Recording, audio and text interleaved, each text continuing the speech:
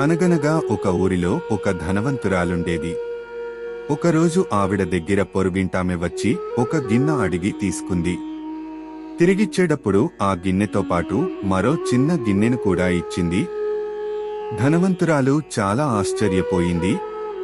రెండు గిన్నెలిచ్చావేంటి అనడిగితే గిన్నె పిల్లని పెట్టింది, అందుకనే ఇస్తున్నాను అని బదులు చెప్పింది.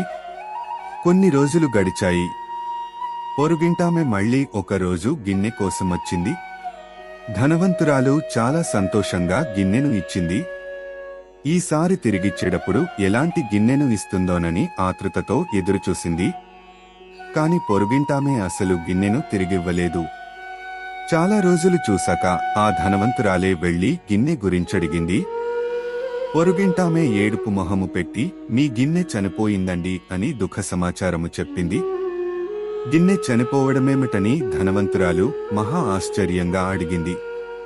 దానికి పొరుగింటామె గిన్ని పిల్లలిని పెట్టగా లేనిది చనిపోతే ఆశ్చర్యమెందుకు అనడిగింది. ఇది విన్న ధనవంతురాలు ఏమీ మాట్లాడలేక ఇంటికి వెళ్లిపోయింది.